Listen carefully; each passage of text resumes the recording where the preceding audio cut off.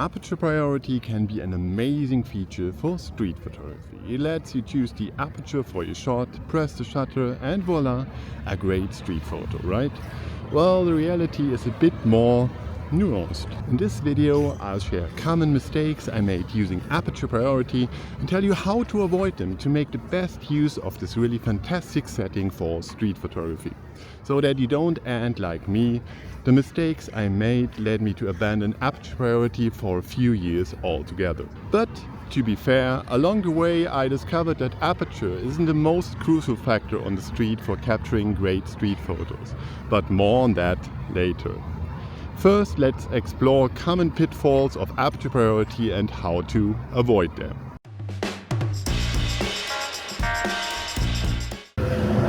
So, street photography is all about capturing life as it happens. People walking, cars driving by, dogs running, and you, the photographer, constantly on the move.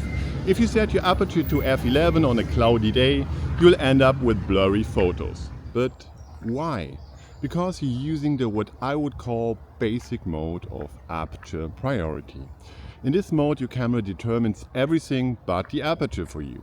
If the lighting conditions are poor, the camera might choose a slower shutter speed like 1/125 or longer. But this can cause motion blur, especially with fast moving subjects. The same issue arises when you enter a building with poorer lighting conditions. The camera might set an exposure time of 1/16, making handheld shots impossible without blur. Blurring can be an exciting compositional element, but most of the time we want crisp, sharp photos.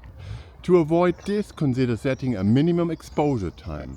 To be specific, I use a minimum shutter speed of 1/250 or on sunny days 1/500. On my Fuji camera I'm comfortable going up to ISO 12800 even though it introduces some noise. It's always a trade-off between noise, exposure time and aperture.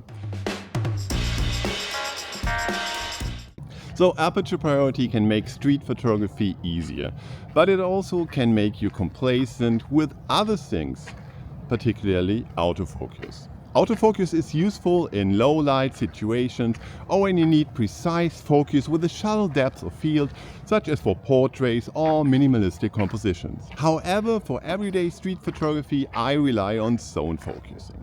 And I think this could also be a good choice for you. Autofocus can be too slow or miss the mark entirely. For zone focusing, I set the distance to 1.5 to 2 meters in manual mode with an aperture of f8 to f16. This ensures that everything behind this mark is in focus. For many street photographers, being able to control what's in focus is crucial, of course. While choosing the right aperture is important, depth of field isn't the only important thing. Composition, light and timing are equally or even more vital to your photography. So a common mistake is adjusting the aperture only based on lighting conditions, not on composition needs. For instance, if you want to separate the foreground and background under bright midday sunlight, you should use a wider open aperture. However, this often leads to overexposure, even with a fast shutter speed of 1/4000. What's the solution? Use your camera's built-in ND filter or carry an external one. This allows you to open the aperture wide in bright light, maintaining a shallow depth of field. In street photography, you generally want a deeper depth of field to capture all details. But if you have a distracting background and want to isolate a subject, a shallow depth of field can be beneficial. So Aperture Priority can be a powerful tool in street photography, but it's essential to understand its limitations and know when to switch to other modes or techniques.